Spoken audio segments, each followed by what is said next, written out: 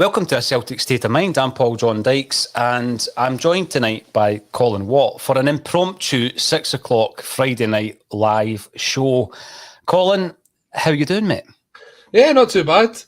Wasn't expecting this. We were setting up for the State of Scottish Football to preview the Scottish Cup fixtures this weekend, and then, as always, ScotFail lets us down. So good luck to Dave on his way home, who was going to be joining us this evening. But why talk about all 8 games when we can just talk about the one that's the most important one, Paul?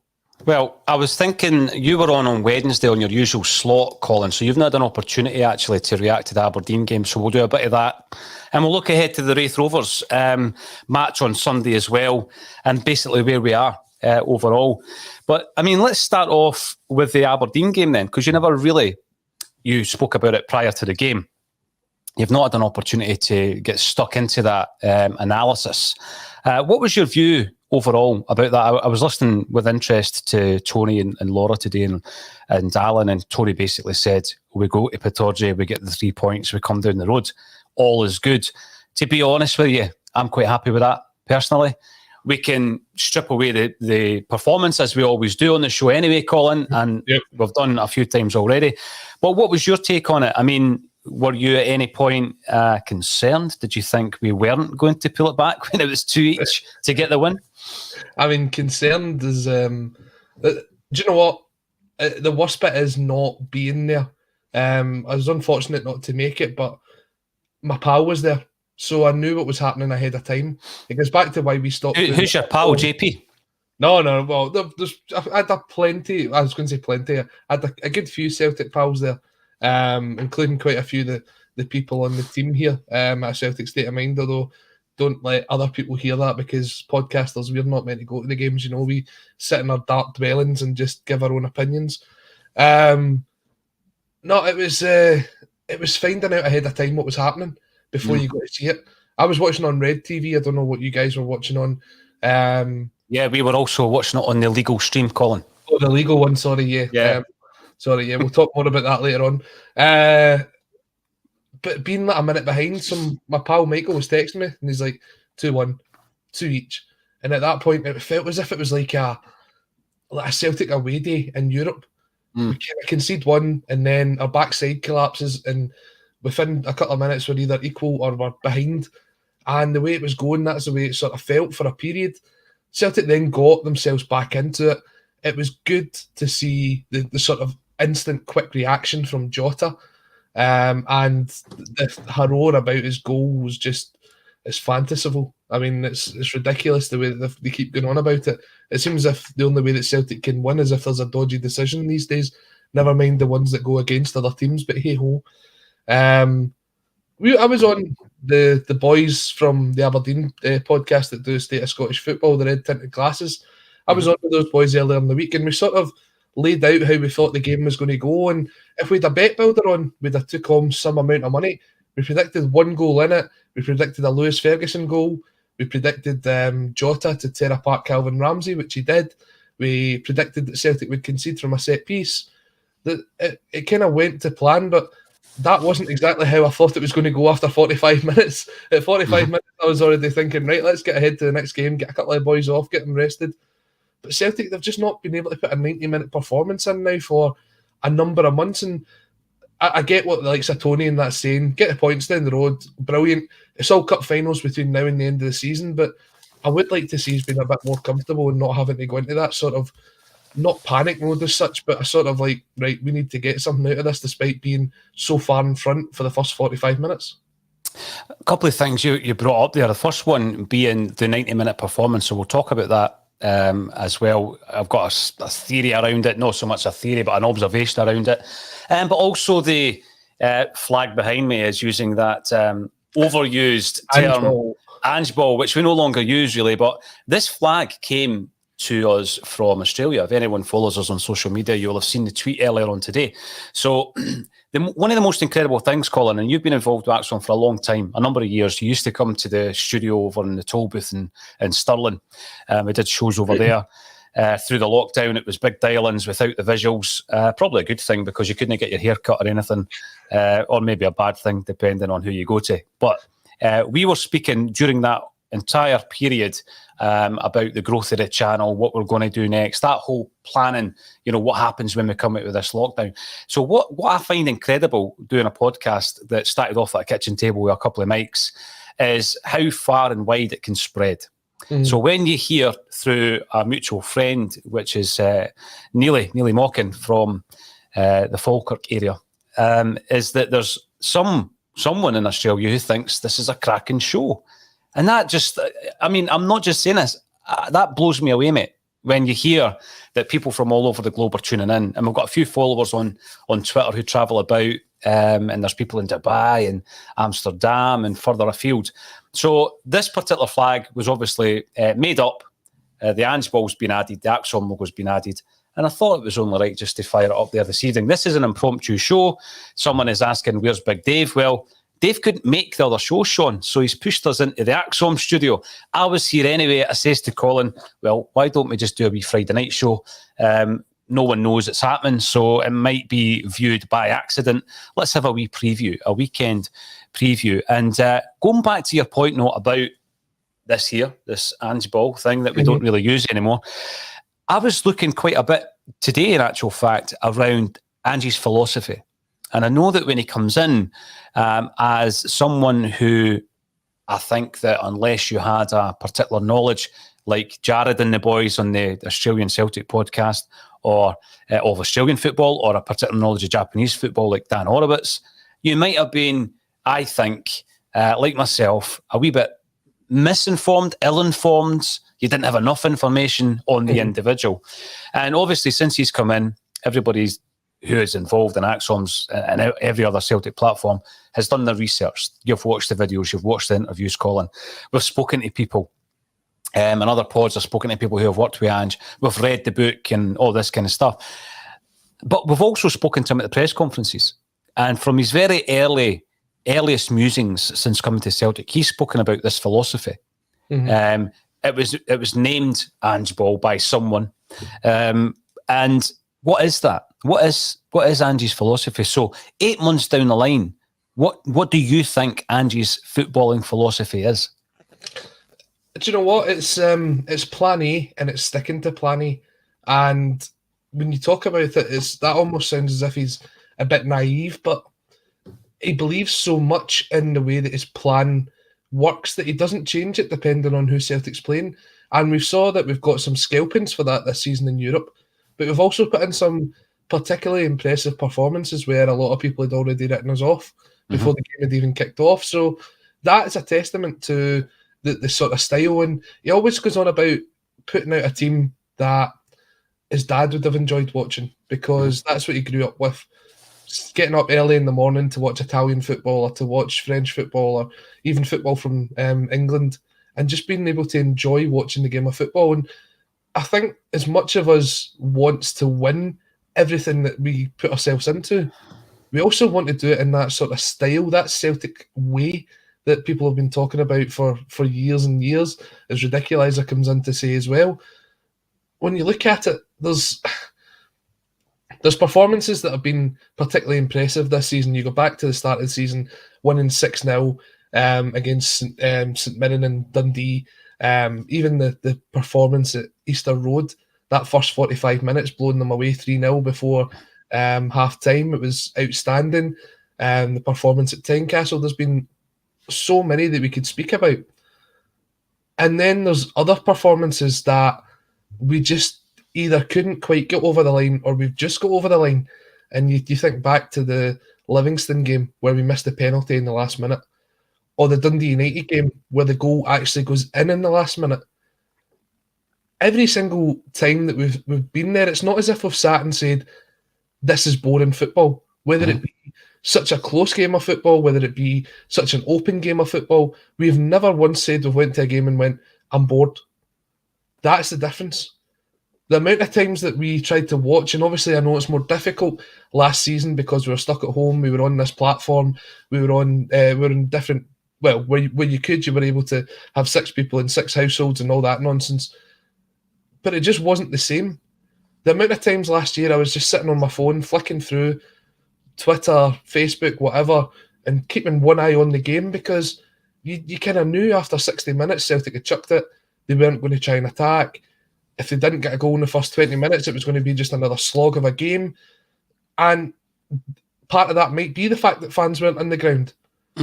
Was signs of that even under Neil Lennon's first couple of seasons as well, where some of the games were a very hard watch. This season, I can't think of many, if any, that I've said coming away from it, oh, do you know what? I don't fancy another 90 minutes of that again. No, you're right. Now, I think this is interesting because Callum McGregor a couple of times suggested that there was no game plan last season, Colin. And this isn't an opportunity for us to go on about Lenny and what happened last season, but we are comparing where we were and where we are now, of course. Yeah. And I think there is a definite philosophy, there's a definite game plan. Like you say, Ridiculizer comes in. Ridiculizer loves the all-out attacking philosophy regardless of the opponent, venue or competition, because that is the Celtic way. I think you've got the Celtic way, you've got the Liverpool way, and often I wonder, what is that? Well, with Celtic, I think it's that famous Jock Stein quote, you know, where you're playing when you've won the European Cup against the Catenaccio, which is the ultra defensive Inter Milan side, and you've done it playing free-flowing, rip-roaring, never boring football, as Tony Haggerty would say. And that, for me, copyright, that's always been what we think is the Celtic way. But there's got to be substance as well over style. And we've spoken about some teams, and the famous Tommy Burns team, which I loved, where they only won one trophy. So it's about marrying the both, because you've got to have success as well as the style. And a few people are coming in, they're a bit puzzled as to why we're on at this time of night. I've just woke up. Imagine how confused I am to see Axom at 6 p.m. Well, I hope you enjoy it. In any case, it was a wee bit surprising to Colin as well, so he had to get his Celtic jersey on and get stuck in. Greg, we will make sure any merch that's been purchased over the last week or two will be with you before Valentine's Day, because obviously you're buying it for somebody else as a gift, and you will have it tomorrow. If not, give me a wee shout. But yeah, there's also some concerns coming in and around where we are with the contract, Ange, and I wanted to talk a wee bit about that as well. So what is the philosophy, Ange Postecoglou? Well, he was asked the question because as soon as he comes into Celtic, people are on Amazon calling, trying to buy his book, this book, and he talks about obviously his background. He talks about the fact that he was a Greek immigrant coming to Australia, and a lot of Celtic fans can relate to that with our Irish heritage and the Irish diaspora that came over 1840s onwards. You know, the potato famine playing a massive part in that, with the amount of displaced immigrants coming out of Ireland and coming to Scotland and going to America, etc., and other places in the UK. And I think that there's that connection and that understanding.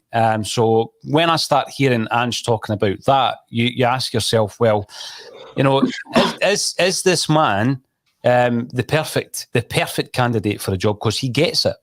Now, we're saying all this for hindsight. There was a lot of unsure Celtic fans when Ange Postecoglou was given the job.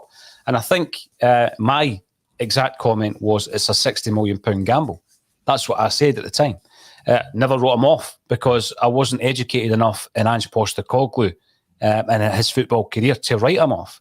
But I think that at the time, the way the club were conducting themselves, Colin, around about the appointment of the manager, that was what was the biggest concern at that time, wasn't it? It wasn't so far as, and this isn't me backtracking, this isn't the meme of Homer going back into the hedge here. This is me actually saying I think it was an issue we had with the club and the way they went about their business, rather than a specific attack on Ange Postecoglou and his capabilities.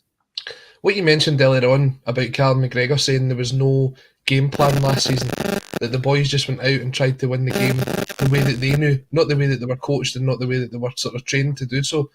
We could see that as a fan base last year. It wasn't as if it was just something that the players could pick up on. We saw that.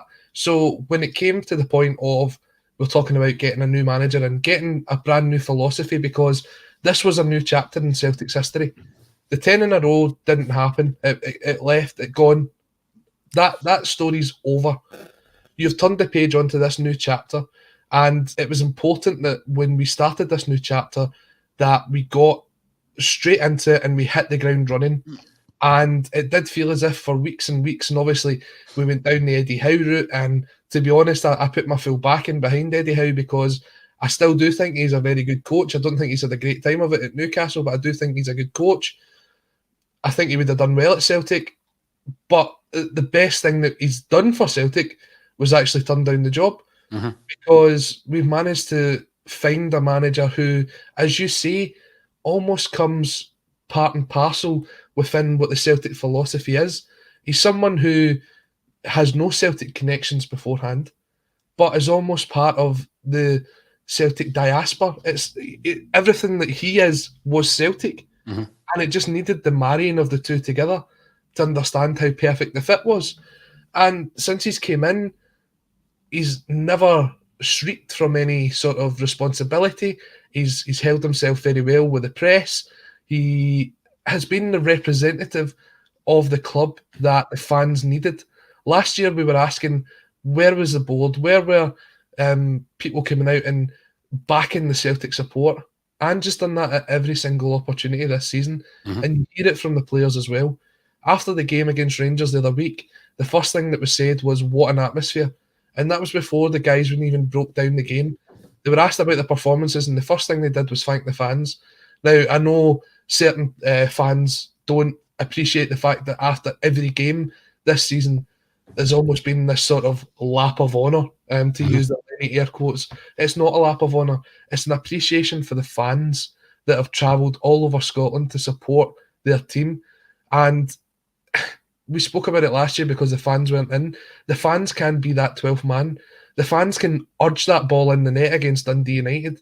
The fans can get right behind you and drive the team on.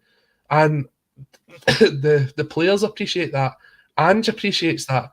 And he did say something earlier on in the season, and it was at one of the press conferences where he says, I don't deserve the love and appreciation that's been shown to me by the Celtic support so far.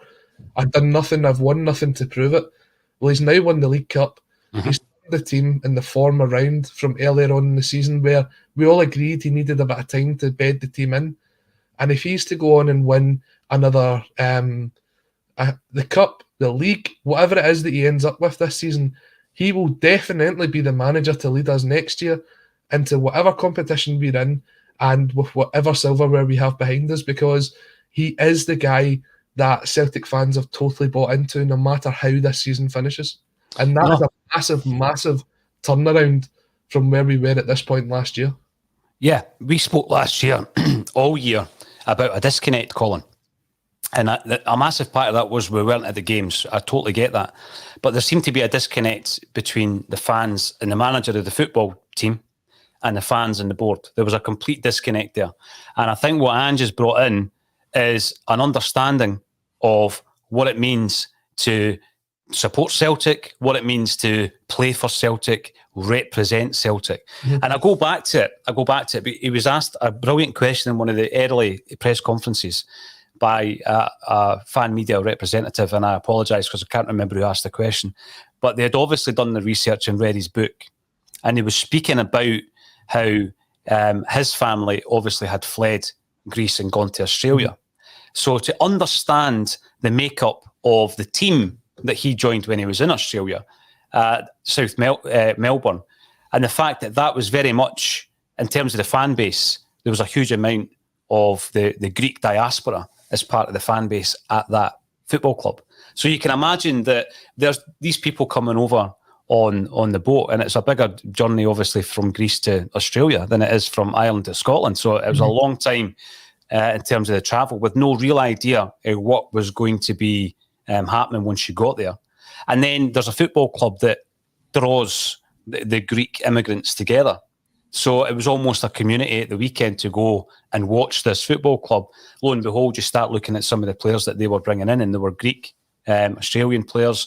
And obviously part of that, the makeup of that, was Ange Postecoglou. He went on to captain the club. So I think the deep-rooted understanding of what Celtic means to guys like you and me, and what Celtic means to a huge amount of people, the Irish diaspora included, all around the world, I think that's important. And if you bring in someone who might be a checkbook manager or a high-profile manager from elsewhere, it's unlikely they're going to get that. And now I'm not saying it's a prerequisite that you need to have that to be the Celtic manager, Colin. But after the disconnect last season, I think it was extremely important to bring somebody in who was able to connect with the fans and knew what turned us on and what pushed our buttons, because that's exactly what he's done since he's come in. But he's done it in an understated way. It's not as though he's looked for an opportunity in a press conference, Colin, to bring all this up. He's only done it when pressed by fan media or the mainstream media in relation to his own background. And I think that connection is what we lost last year. And I think that is a massive part of the success and the feel-good factor and the momentum that we seem to have as fans. Is it more enjoyable to be coming onto Axon this season than it was last, Colin? 100%. 100%. I mean, that's easy enough to say when you're winning games. But there was even sometimes last season where it was good to come on when you just needed to get that off your chest, because a massive part of last season was that there was no chance for you to go to the pub. There was no supporters clubs. There was no travelling to the games where everybody likes to get their frustration out and everybody likes to have their say. There was none of that last year, and I think everybody who is joining us this evening in the comment section, obviously a warm welcome. They all enjoyed that fact, and there's people that have made friendships in the comment section that never knew each other 12 months, 18 months ago, because they needed an outlet to go and speak to what was happening on the park, because for a lot of people it goes life, work and Celtic, and sometimes not in that order. Some people have Celtic very, very at the top at number one, and everything else is second nature. And look, I know a lot of people who suffered very badly with mental health during the lockdowns. And there was a point where I saw someone a couple of weeks ago saying, when they talked about potentially having no fans in the stadium again, sorry, apologies, that there should be looked into the idea of mental health support for fans who had not been in the stadium, and the amount of people that mocked it. I know there's a woman that's in my Celtic supporters club in Greenock who, she doesn't have a husband, she doesn't have kids, she has family that she sees very few. Well, she sees them more often now, but her life was going to work and then going to watch Celtic. And when that makes up such a big part of your life and that's taken away from you, the impact that has on you is horrendous. So now seeing her happy at the fact that she's going to all these games, I don't think everybody fully appreciates what happened last year. And it'll be something that we all look back on in maybe 5-10 years' time, and maybe only then start to fully understand what happened. Yeah. So now that we're back at the games, as you say, Ange Postecoglou comes along, he brings this feel-good factor along. It was so easy to get carried away at first, but now you're seeing the materialism put down in front of you. Now you're seeing the fans that last year were saying, I don't have any connection to this club. They're starting to build it again. They're starting to come back in their droves. I'm not saying they would ever have left the club, but they were always felt distant because the club had no connection to them. Now it's starting to piece itself back together, and a lot of that is down to Ange Postecoglou, and a lot of that, as you look at the squad, bringing guys in from Israel, bringing guys in who were on their last chance at Spurs, bringing guys in who were out of the blue at other clubs. He's given everybody a fresh chance. He's given everybody as much opportunity as possible. And this is the right start to the new chapter in Celtic's history. Yeah, no, you're right. And it is, a lot of this is obviously with the benefit of hindsight. You react to the moment. You react to the disappointment of Celtic going down a process, and for that process to fall down at, the last hurdle after the disappointment of the previous season. And there's a huge amount of disappointment at that time. And I think it would have been easy to pull out a name, a profile name at that point, Colin. The panic would have been pull out a high profile name, get them in, and that's the way to go. But you know what? I don't know who within Celtic came up, who was the first person that came up with the idea of Ange Postecoglou, but I would like to know at some point. I'm sure that will come out in time, the circumstances behind it, but I'd love to know how someone was able to identify this individual who had a similar background in terms of the immigration of him and his people to a different land, and he's spoken about it passionately, who had a philosophy that matched the Celtic way, which may become or has already become a cliche, but we know what that is, the romantic notion that we play entertaining football. No matter who we play, as the previous commenter said, Ridiculizer, we can go into a European game, Colin, against a very good Betis side and play the same way that we do when we play Motherwell at home or away.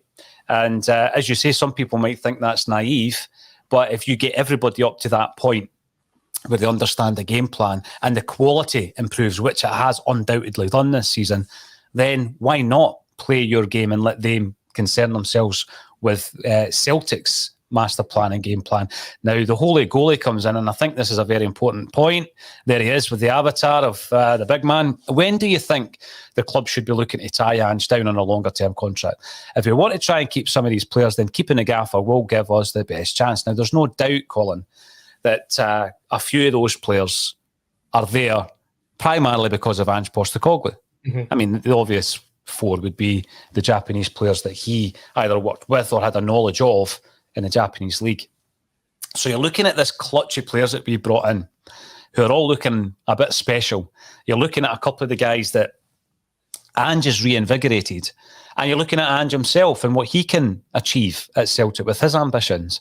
And at the moment, unless anyone in the comments field wants to tell me different, I believe Ange is on a one-year rolling contract, as previous managers have been. It's a normal thing at Celtic over the last few managers.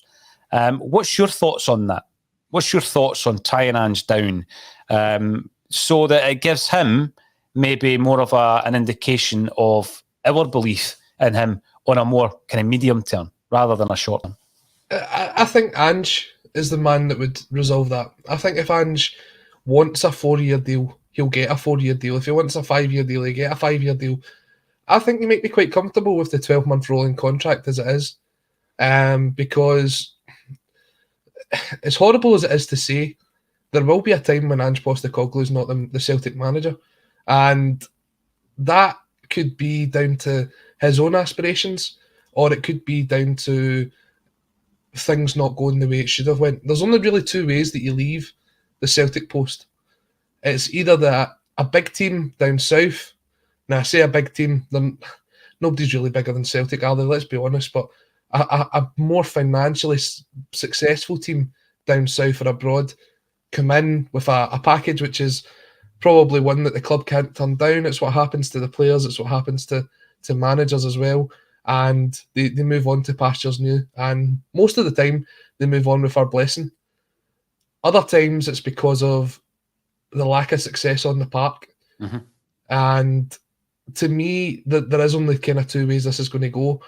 Unless, and again, maybe it's because it's the way that I've been brought up, because all I've seen is from the sort of, I'd say, Dr. Joe era, Wim Jansen era onwards, where we've changed managers quite frequently.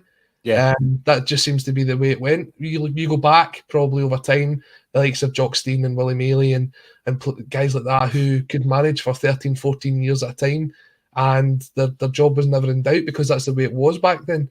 But in modern football, you just don't get that. So you're not going to see a Sir Alex Ferguson dynasty. You're not going to see someone like Postecoglou last as long as Arsene Wenger does. A manager's shelf life is usually between probably 3 and 4 years, and I wouldn't be surprised if that's what happens at Celtic. But for that to be the case and Celtic want him to sort of tie himself down, it does make sense to give him a sort of 4 or 5 year deal, because if someone comes knocking at the door, then you've got the sort of backing behind that as well. It's a difficult situation for clubs to find themselves in. You could find yourself in a situation where in 12 months' time everything goes to pot and you've still got 3 or 4 years of a contract to pay off. It's understandable to see why a 12-month contract suits both teams. I don't think it's as insecure having 12 months on a deal as what it is having 3-4 years on a deal, because you've saw what Celtic managed to get for players that only had 12 months on a deal there in the summer. There's still big money in it.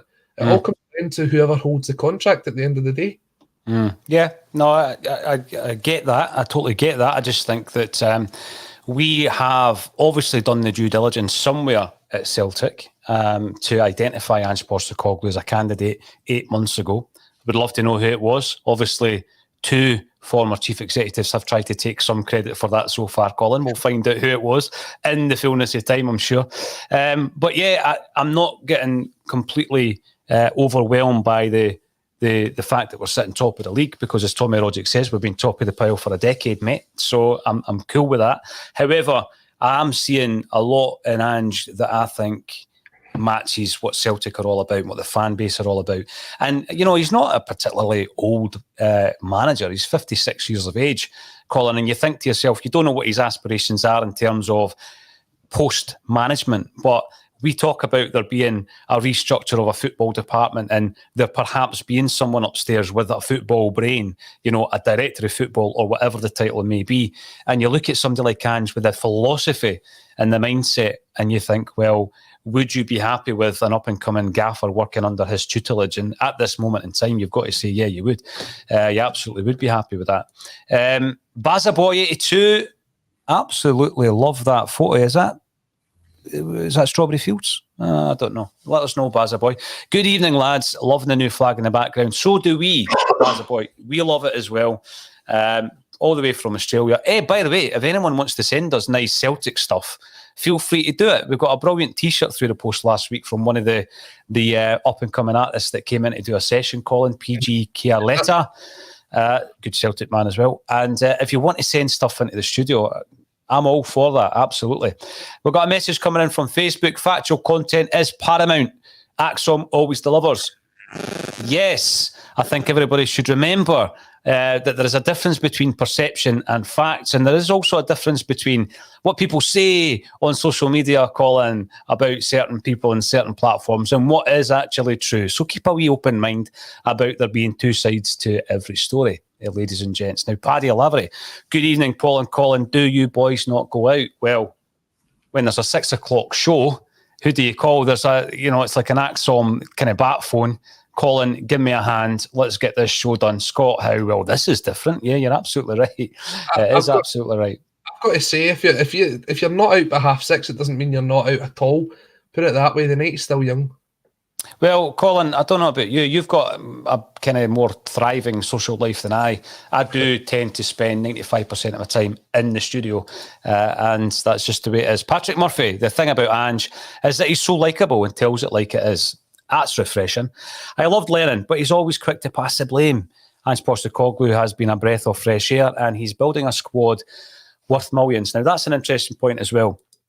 We're going to talk about the Aberdeen game, the form that Celtic are showing at the moment, and the fact that we're going into the Scottish Cup against Wraith Rovers. But when you look at some of the players, Colin, and the likes of Matt O'Reilly, and Rio Atati, and you look at their transfer fees, Joe Hart, you can throw Joe Hart into that mix as well. And you look at the transfer fees that we're paying for these players, it's frightening. I mean, let's start off with Joe Hart. You've already mentioned him, and we're going to be talking about a proposed lineup for Wraith Rovers, and we'll dip back in what happened against Aberdeen. But there you've got a man in Joe Hart. How many fans, not just Celtic fans, how many football fans had a perception of Joe Hart as an individual? Plenty. You know? Aye. Plenty. And he's come into this club. And I mean, I don't know if it's with age that, you know, he's mellowed out, or a lot of people had the wrong perception of him, but he seems to get what this club is all about as well, Colin. Every time he gets interviewed, he speaks so highly of Celtic Football Club, the standards, what he's here to achieve. A lot of these players who have made a lot of money down south, they see maybe Celtic is going out to grass, like an old racehorse that's past its best. Mm-hmm. Joe Hart has not approached this in any way, shape or form like that, has he? No.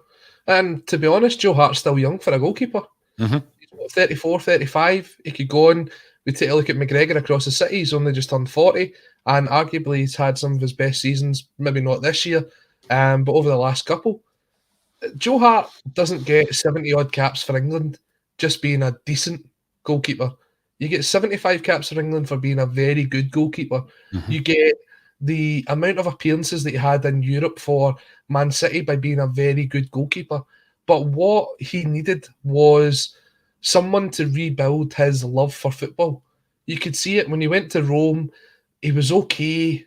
He struggled to settle in over there, which is understandable. You see a amount of kind of UK-based players going abroad, and they don't find that connection that they had with the fan base that they had back at their old club. He went to Spurs. He was third choice goalkeeper. Throwing a goalkeeper in out of the blue, you see what happens now and again. I'm always reminded of Mark Brown's performance up at the Tulloch Stadium where we threw the league away that day when he was thrown in out of the blue. The thing with Joe is Joe needed to find a club that was there for him and he was there for them. He could be that kind of hero that the club needed.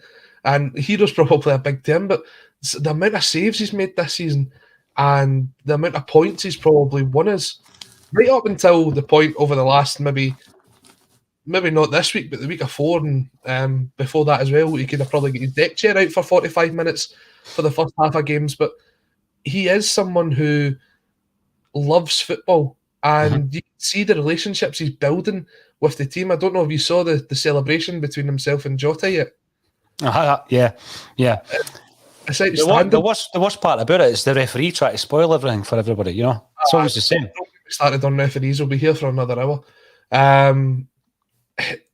He is showing that ability that, okay, he's not the vice captain. Near Beaton's the vice captain. But if there was ever a point where the armband had to be passed on to Joe Hart, then I fully believe and I would fully back him to give the instructions throughout the team, to organise the team as much as possible and to stand up for every single one of his players. I can see him doing a 30, 40-yard run to try and pull a Ideguchi or a Matt O'Reilly off of somebody if they put a bad tackle in, just to protect his own players. That's the kind of guy that we need. And if Beaton's to move on, if McGregor's to get injured, he is captain material and he's only been here 6-7 months. Yeah, and not one person would complain about it, Colin. No. You know, the captain's armband, it's one of these things that it's sacred. All football clubs, you don't just throw it about willy-nilly. But however, when a player comes in and he's been in the door 7 months, and you're quite happy that, you know, if Callum McGregor wasn't playing, for him to be given the handbag, no, the armband, then, you know, you would be quite happy that it shows the impact that he's made in such a short space of time. 27, welcome to the show. You're watching on YouTube. If you are watching on YouTube, get subscribing. I can guarantee you we have got massive content coming over the next 6 months. Do you need to get the contacts in, mate? Is that you trying to read a comment on the screen? I was trying to look at the car there. You're having a look at the car? I thought it was a Mitsubishi Evo. I'm not 100%. I couldn't tell you. I'm not into cars at all. 27, I can see, I'm sick of writing them off, you see. I can see Ange winning a treble in his first season. In his first season, a quadruple, becoming the first manager to do so. How's the weather in Albania come May? Wee bit tongue-in-cheek, I know. But we were talking about this on Thursday. Brian joined JP and I, and we spoke about how there is this real determined focus in Ange, whereby he goes into every game believing he can win it. So he may have this ambition that come the 25th of May, he's going to be leading Celtic out to a European final. Now, that's Hollywood stuff. That doesn't that's fairy tale stuff. You know, particularly when you look at the state of the club when he came in and what he's had to do to get to this stage. But, you know, I'm pretty sure, what I will say about that, Colin, is I'm pretty sure Ange believes himself that he could win a European trophy with Celtic. Maybe not in the first season. That's something that has been off the table for several seasons, progress in Europe. And I've said a few times that every time I come into a new season as a Celtic supporter, I want Celtic to win the league. I don't expect anything, but I want Celtic to win the league. I want Celtic to win at least one domestic cup. And I want us to be in Europe after Christmas. That's always my expectations in terms of my goals as a Celtic fan. And at the end of the season, you look back on it and you ask yourself how well we've done. I mean, what about yourself coming into this season? Kevin Graham was talking about being within touch and distance of the leaders by Christmas. And I just kept saying, no, we can't allow that to happen. We need to win the league. We need to win the league. What were your expectations at the beginning of this season? So my expectations were that Celtic would definitely close what became out of nowhere a massive gap. That 25 points last year. The rebuild that we needed at the start of the season was absolutely incredible. And you take a look at the team that played against Rangers the other week, and only 2 of that starting 11 were actually there last season. That's how much of a rebuild that we've had to do in the last 6 months. I was content at finishing second at the start of the season as long as we were pushing for it. I understand that there's such a big prize on offer this year, with the winners going straight into the Champions League group stages. I just wanted us to be far more prepared than what we usually are, and I wanted the sort of rebuild to be, if not complete, in the final stages. Now we're kind of looking at it with 12 games to go, and you're thinking, you know what, there's a real serious possibility here that the rebuild isn't as far on as what we thought it was going to be, but the progress has been, it's surpassed what anybody could imagine. And we just, the way that we have approached these games over the last sort of, I don't know, what has it been now, 14 without defeat, something along them lines, since the Livingston game, basically, where we just treat every minute, every game as 90 minutes. And that's a really good approach to have. And I think with that approach, it means that you're not looking at it and you're saying, we're 1 point clear with 12 games to go. You're looking at it and you're going, if we win 12 games, we'll win the league. And I'd rather we looked at it like that than the way that we kind of look at the tables. And Ange just said that himself. He says, well, you get nothing for being top in October, you get nothing for being top in December, and even when we went top, you get nothing for being top in February. It all comes down to where we finished at the end of the season. If we take each game, game by game, and play the best that we can, all you have to do is win them. And it sounds so simple, but we say this when we're 7 points behind. We say that when we were a couple of points behind, and I'm saying it when we're ahead. Treat each game as 90 minutes and try and win that 90 minutes regardless of who's in front of us. And that's the way I think Postecoglou's tried to play. This goes back to the style and the philosophy that we spoke about earlier. He has a plan A. He will play to plan A. And his way to improve that is to play plan A better. And it has worked so far. So, or replace players within that plan with better players. Yeah. So the plan works better. And I think that's the biggest part. You know, he's played the same way since day one. But what he's done, Colin, is he's replaced the players that couldn't fit that kind of model. Now, Feed the Bear, welcome to the show. Feed the Bear, what a tremendous avatar that is. And what amazes me about that centenary season, Colin, is that Roy Aitken was about 27 or something in that image, and he looks like, you know, a wee bit older. Feed the Bear, Neil Lennon, or Lenny. For all his faults that season, was no just to blame Kennedy, Strachan and the board took the cheap option. They knew about the 10 and will never be forgiven. Lenny, legend. There will come a point where, you know, and I think success obviously softens your kind of view of a lot of things, Colin, but there is going to come a point, of course there is, when Neil Lennon will be welcomed back to Celtic Park. I'm not being naive to believe that. I mean, next year is the 20th, it's been 20 years since Seville next year. I'm pretty sure there will be loads of different celebrations, even though, it was a defeat. And we're not meant to celebrate defeat. But when you look at the actual achievement and the run and the journey that we went on to get to Seville in 2003, there will be events and players will get together. Well, you can't do that without Neil Lennon. Neil Lennon will come back. He will be accepted back. It might take some time. He took a massive part of the brunt of a lot of the Celtic fans' stick, from Axom included. But I think we understand that there was a huge amount of people who were responsible for last season, Colin. He's not the only one to carry the sword, but he is the one who's fell on it. That's the way it kind of looks at it this year, because there was a lot of things that went wrong last year, and it's still quite raw to look back on it, especially with the success that we've had this year. So I'm still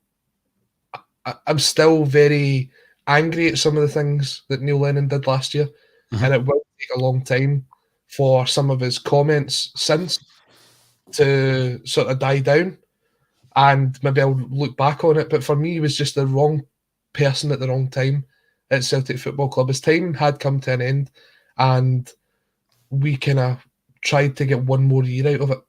And we saw what happened when we didn't properly give it the right go. And what happened. Speaking about 20 years since Seville, right? We want to bring up a story that Alan Thompson said when he was down in the Greenock CSC a couple of weeks ago. I'm not sure if he mentioned it on the great interview that you done. You tell me you've not watched my interview? I've not seen all of it yet. Paul, you put out that much content, and the guys that have got all this time to watch it, I'm jealous of them. I've got a flight coming up in a couple of days' time. I'll try and download some of it to watch on that. Good man. But he spoke about Bobby Petr when he signed for Celtic. He was watching the 6-2 game because it was just before he signed for Celtic, and he's watching Bobby Petr, and Bobby Petr's running wild down the left-hand side, and he makes was it Rickson goes off at half-time because of how well Bobby Petr had played that game. So he goes into the changing room, and every time he goes in, Bobby Petr is wearing Prada because he's made the big move up from Ipswich to Celtic. He's earning the money, he's wearing Prada all the time. So eventually his nickname in the Celtic team becomes Bobby Prada. And then they leave, and they've not seen each other for about 10, 15 years. And both Petr and Thompson meet up at this Celtic event down south. And Tomo goes, "Oh, Bobby, you're looking rough. What's happening?" He's like, "Oh, had a divorce, been paying the child maintenance and all that. I've just can't quite afford it anymore." He's like, "Oh, don't worry, I'm the same. I've had the same as my new wife, blah, blah, blah." And he kind of looks him up and down, and he's like, "Oh, Bobby, you're not Bobby Prada anymore." And he goes like, "No, I found a new shop. I'm Bobby Zara." He's head to toe in Zara clothes. So he's went from Bobby Prada to Bobby Zara. They do nice leather jackets in Zara. So there you go. You know that, Paul. Yeah, well, Scott Howe, welcome back to the show, Scott. I don't know how this guy ended up at Paradise, but it's probably the best thing to happen to Celtic since Martin O'Neill. Listen, when Brendan Rodgers came in, we were all happy about that as well, weren't we? I mean, let's not deny it. We were all happy when Brendan Rodgers came in. The other night, the Aberdeen game, Colin, obviously I'm in the studio, and Ewan Boy Martin, who is a regular commenter on, like you say, he's part of that community that's been built up over the period. So he was in doing the game with me, and we were talking about Brendan Rodgers coming in. And again, it's easy with hindsight to say this sign was there or that sign was there. And there's a few things obviously happened with Brendan Rodgers that you can look back on now and say, well, that was pretty clear. But one thing I did notice on the day that he was unveiled, Colin, and I never wanted, how could you possibly say it when there's 13,000, 14,000 Celtic fans in the stadium? It's getting streamed onto Celtic TV. It's all over the socials and everything else. And we are unveiling Brendan Rodgers. But when he came out to the park and he started doing that with his scarf, and I remember seeing him doing that, thinking, we don't do that. No. Celtic fans don't do that with their scarves. You know, that's never really been a thing in my lifetime. Somebody might tell me previous to me going to watch Celtic. And I thought, does he really know Celtic if he thinks that's the way that we... Anyway, it was a tiny wee thing, and I never mentioned it at the time, obviously, because everybody would have called you all sorts. But Stuart Miller comes in. Are these Friday Night Lives new, or am I just living under a rock for ages? No, Stuart, you never know. We might go with the impromptu streams from time to time, depending on the circumstances and availability of contributors such as Colin Watt. But we are concentrating a massive amount of time on fully produced content. Colin spoke about the interview that we did with Alan Thompson down in Manchester. So there's a lot more content coming out, as well as the daily streams that we do on a regular basis. And Fat Boy Slim, Big Ange dictates the press now. They think twice when they ask questions. Now, Colin, you have done, I don't know how many, probably over a dozen press conferences for a Celtic State of Mind. Have you done Ange yet? Yeah. You've done Ange. Yeah. How? Talk us through your emotions. What do you do differently going into a press conference with Ange Postecoglou? A lot of research, because there's a lot of questions that you watch these press conferences, and if it's not Ange, it's whoever it is, and it's always the same. Tough result at the weekend, X. How's it going to go? Bouncing back on Saturday. Yep. Anybody fit for the game? Who's not fit? Blah, blah, blah. Right. Okay. But with Ange, it's because he's got such a massive footballing brain, you want to pick out wee tidbits from it, and you want to kind of dig deeper into the person more than what's happening on the park, because there'll be a reason to what's happening on the park from the man himself. And these people, it's like, at the start of the season, the guy comes in and goes, yeah, so what do you know about Hearts? And he's like, look, I'm not living on Mars, mate. I know who Hearts are.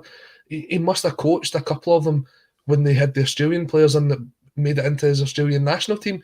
There was just such a naivety from the Scottish press at the time. And look, I go back to this, and I don't want to give this guy credit, but at the start of the season, on the fan media press conference, someone said that the Scottish press weren't going to be the most welcoming to Ange Postecoglou. Now, that is the bit that I agree with him at. He went on to go on a complete wild madman rant after that, but that point was proven right. The Scottish press are uncomfortable with the way that Ange Postecoglou treats them and tend to spend as little time as possible with them.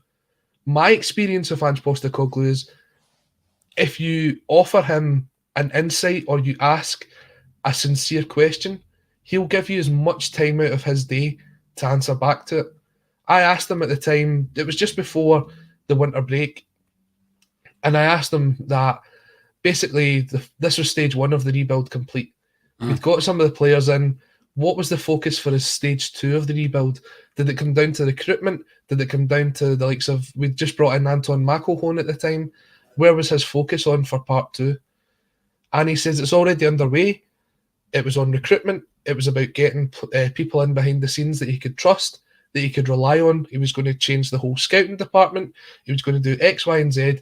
And his words were, I am going to have a team that is ready for the start of next season before this one's out. And by January, we'd already signed, December 28th, 29th, we'd already signed 3 players. He's a man of his word, and he's an intelligent man. The way that the Scottish press treat him is ridiculous. And he comes for a fight with them. If they say something stupid to him, he'll just give them it straight back. And they're not used to that, and they don't like it. I think it's one of these things with regards to the way that managers are questioned, particularly when it's over a dialing, with regards to being in the press room. I'm sure it's different. And it's a wee bit kind of like sterile, I think, the environment. And, we've said so many times on this particular show, Colin, how many people are good within the Scottish journalism. And there's no getting away from it, But there are obviously some where it would appear that Ange is quite wary of them.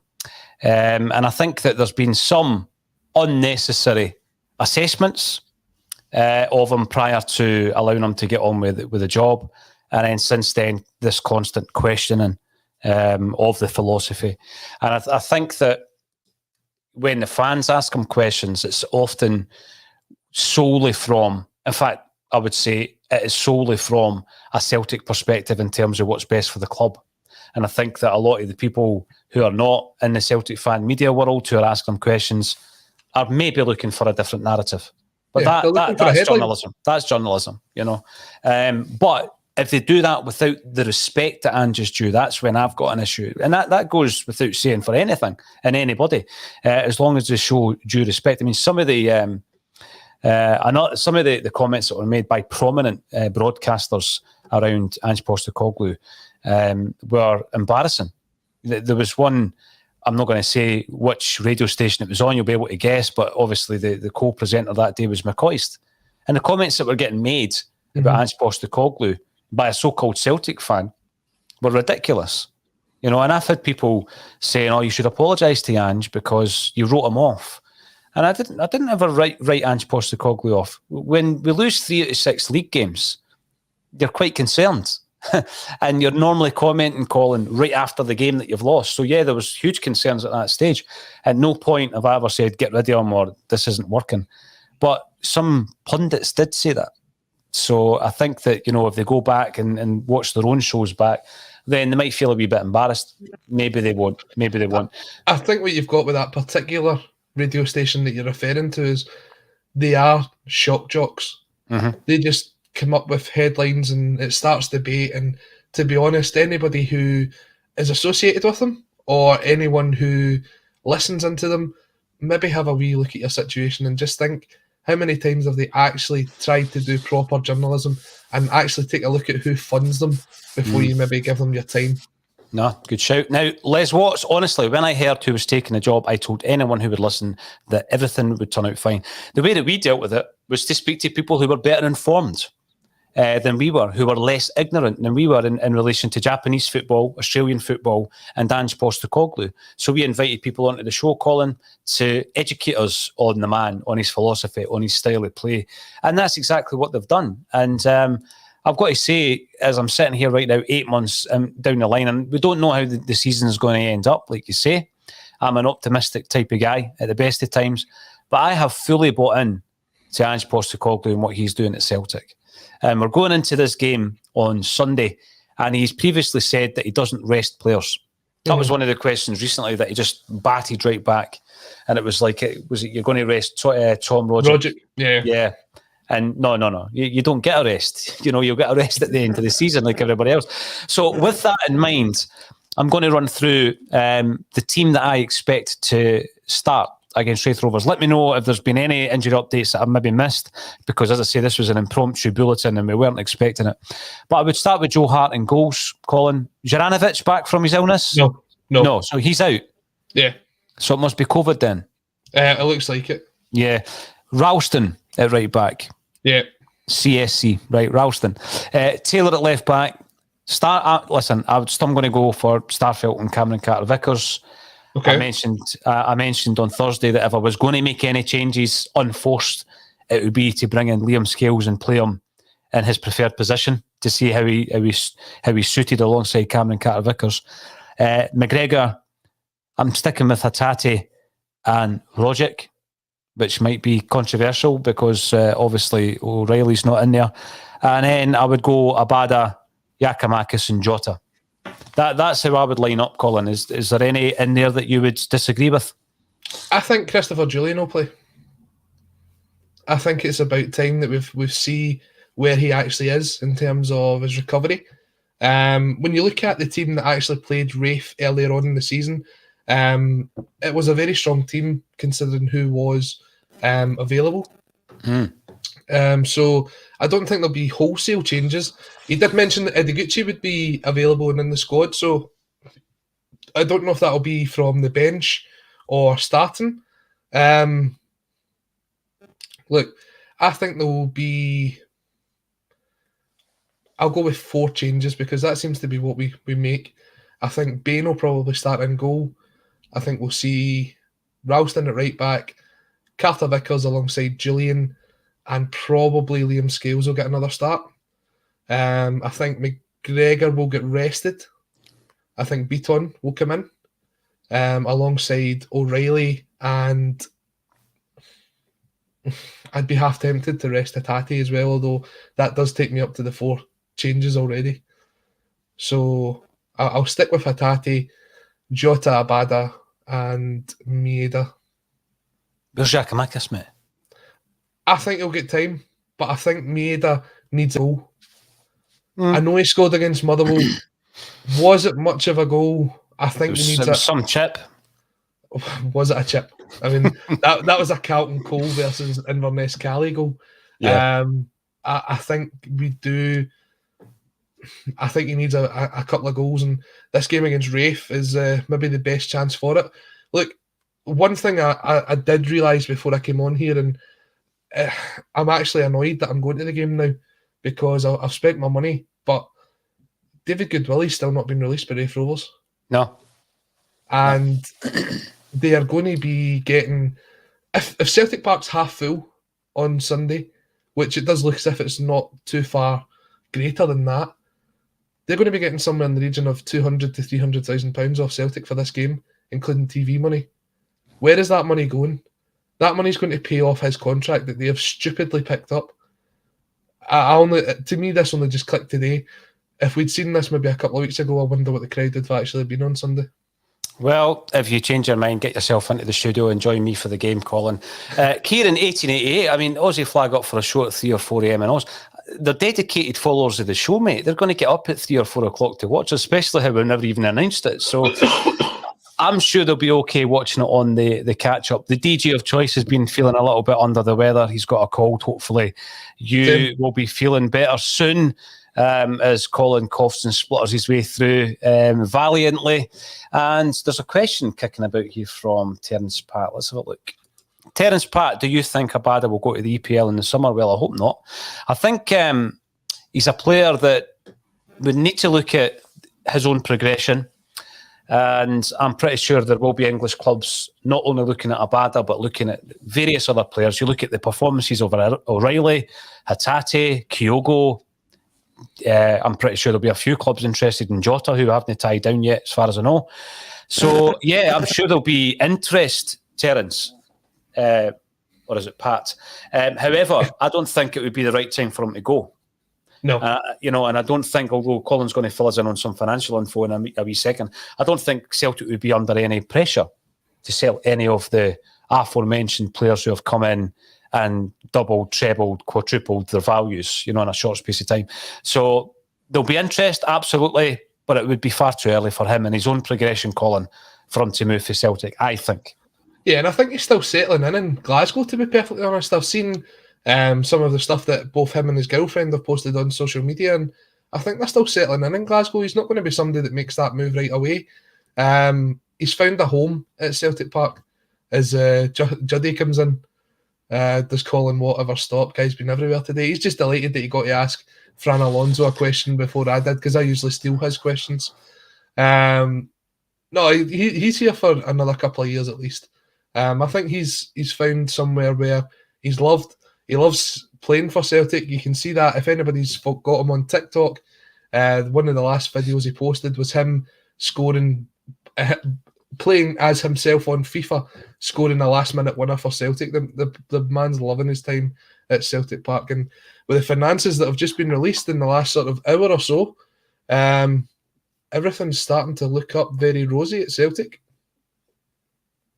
Is it rosy enough for us to have an end-of-season party, you and boys asking? Oh, if only you and boys allowed to come, then that's the only reason we have a party. If no you and boy, no party. Maybe we should invite everybody that's given us stick over the last couple of years. That would be a good laugh. You need a massive venue for that, Paul. Just for mine. We've got a bar in the studio. We do? We've got a bar in the studio, so after a few drinks, I'm sure it would be very interesting in a state of mind. Anyway, you were going to tell us about the finances, Colin. Yeah, so the 6-month interim report up to December 31st, 2021, the report has just been released in the last half hour or so.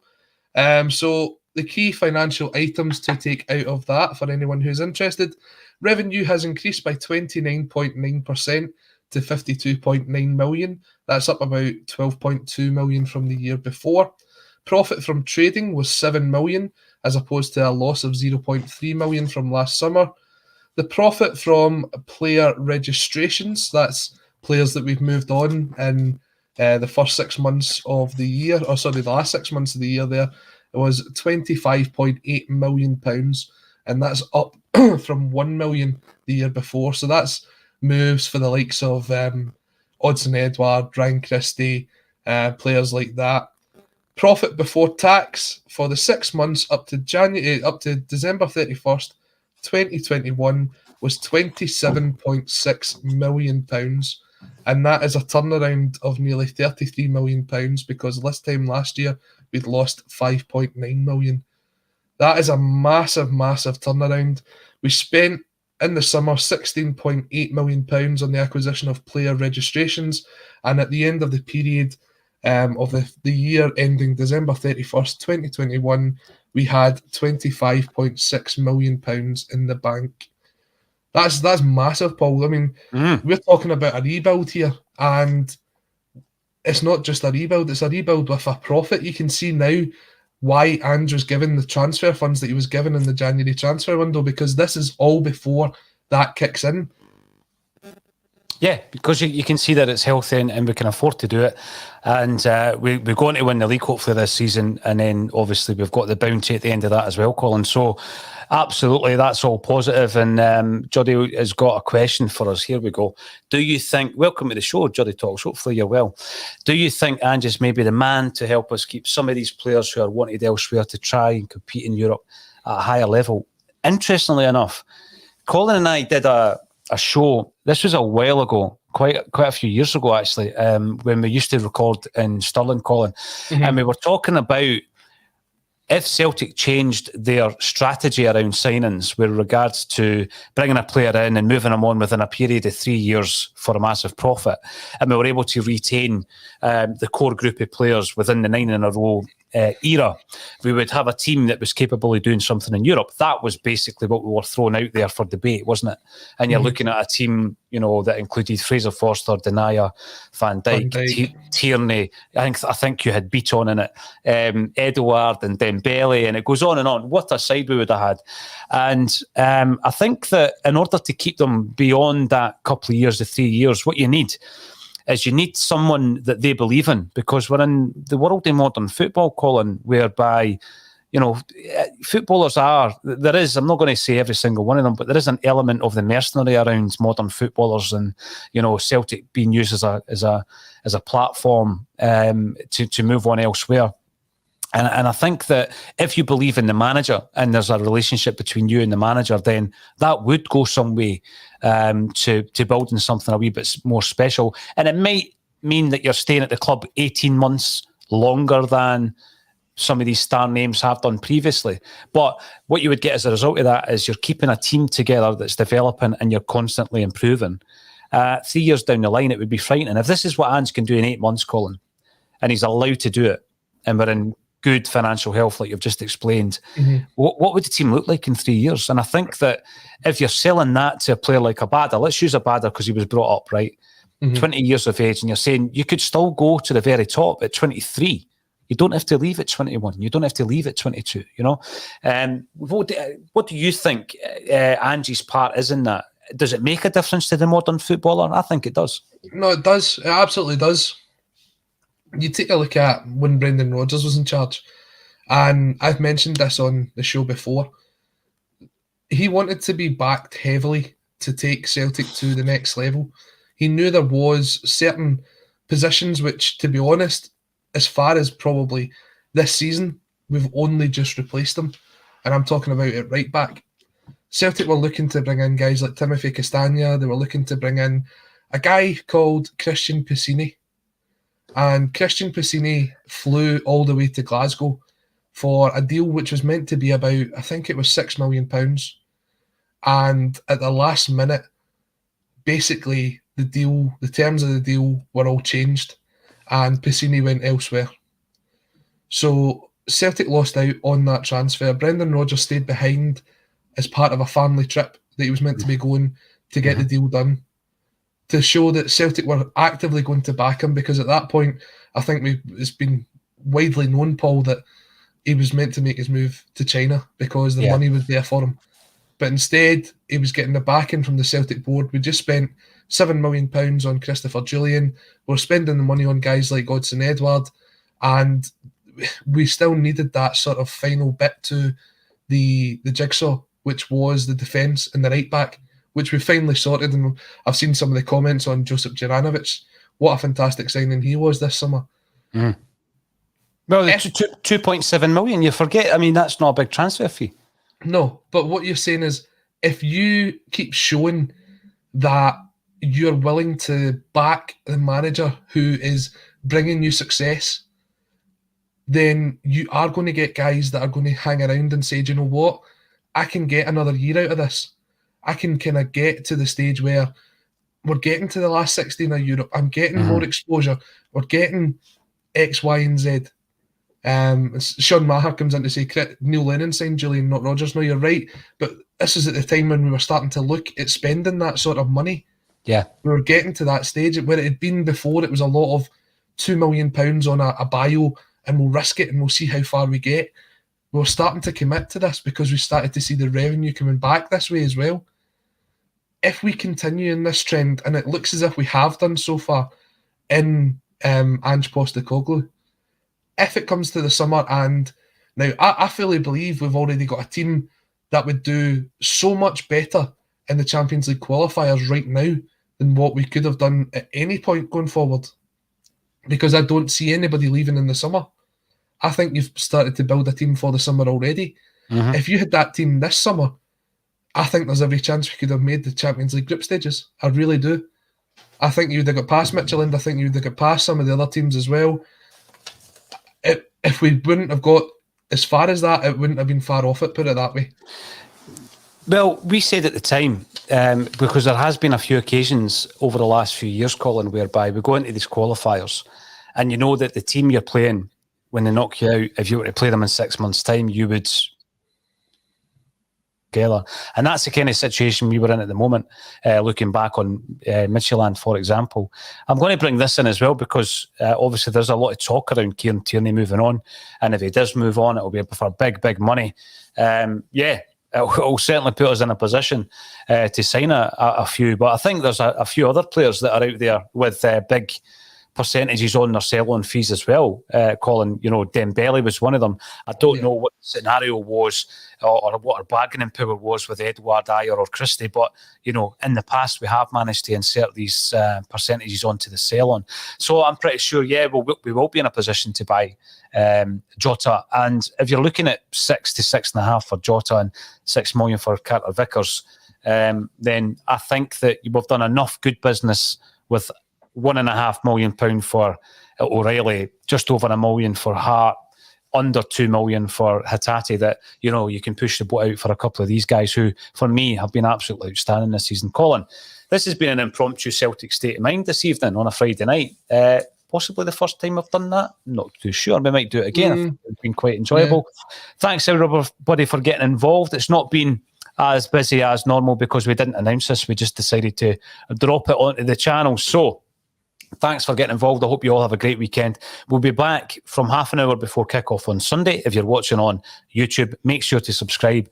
We have got some massive content coming up. Big interviews, big features, documentaries, and a little bit more than that as well. And thank you once again to Colin Watt for joining me on A Celtic State of Mind.